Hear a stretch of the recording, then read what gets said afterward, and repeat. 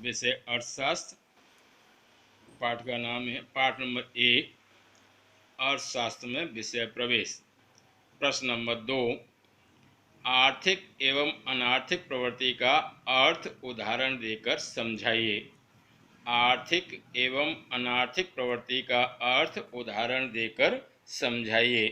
Number 1, आर्थिक प्रवृत्ति लाभ के उद्देश्य से, विनिमय के माध्यम से, लाभ का उद्देश्य हो, विनिमय का माध्यम हो, एक व्यक्ति द्वारा किया गया खर्च दूसरे व्यक्ति की आय बने तो उसे आर्थिक प्रवृत्ति कहते हैं। लाभ का उद्देश्य हो, विनिमय का माध्यम हो, एक व्यक्ति द्वारा किया गया खर्च दूसरे व्यक्ति की आय बनता है तो उसे आर्थिक प्रवृत्ति कहते हैं। लाभ का उद्देश्य होना चाहिए और विनिमय का माध्यम होना चाहिए। विनिमय मतलब लेन देन का माध्यम हो, और एक व्यक्ति खर्च करता है तो दूसरे व्यक्ति की वह आय बने तो वह आर्थिक प्रवृत्ति कहलाती है। नंबर 2, अनार्थिक प्रवृत्ति का अर्थ, जिसमें लाभ का उद्देश्य ना हो, विनिमय का माध्यम ना हो तथा व्यक्ति विभिन्न प्रकार की भावनाओं से प्रेरित होकर के जो प्रवृत्ति करता है, भावनाओं से प्रेरित होकर के जो प्रवृत्ति करता है तो उसे अनार्थिक प्रवृत्ति कहते हैं। व्यक्ति विभिन्न प्रकार की भावनाओं से प्रेरित होकर के जो प्रवृत्ति करता है तो उसे अनार्थिक प्रवृत्ति कहते हैं। जैसे दया, माया, प्रेम, झगड़ा इत्यादि ये अनार्थिक प्रवृत्ति हैं।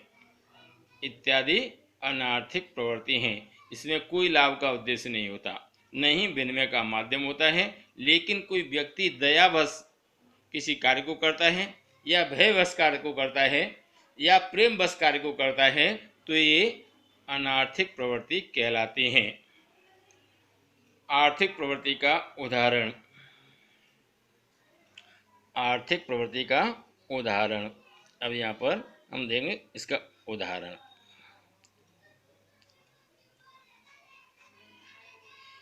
एक किसान मोटरसाइकिल खरीदना चाहता है। एक किसान मोटरसाइकिल खरीदना चाहता है, इसलिए वह खेती कार्य करता है और अनाज का उत्पादन करता है। अनाज को बेचकर आय प्राप्त करता है और उस आय से मोटरसाइकिल खरीदता है। ये आर्थिक प्रवृत्ति का उदाहरण है।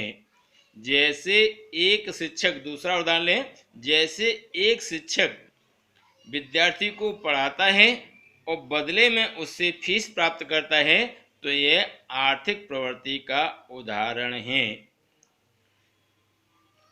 नंबर 2, अनार्थिक प्रवृत्ति का उदाहरण।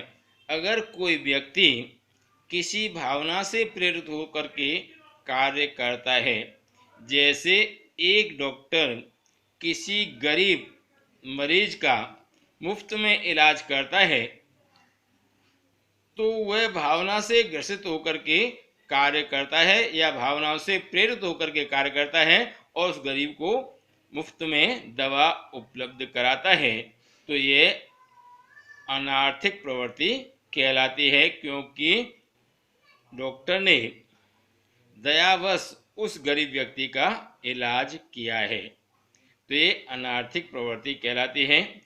कुछ प्रवृत्तियां ऐसी होती हैं जो आर्थिक भी होती हैं और अनार्थिक भी होती हैं। उन्हें उदाहरण द्वारा स्पष्ट करना अनिवार्य होता है।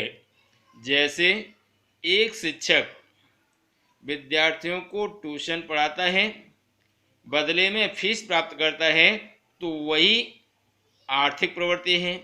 अगर वही शिक्षक विद्यार्थियों से फीस प्राप्त नहीं करता तो वही प्रवृत्ति अनार्थिक प्रवृत्ति कहलाती है। तो इस प्रकार से एक ही उदाहरण दोनों रूप में, आर्थिक और अनार्थिक, जब तक आप उसे स्पष्ट नहीं करेंगे तब तक हम ये नहीं कह सकते कि यह प्रवृत्ति आर्थिक है या अनार्थिक। जैसे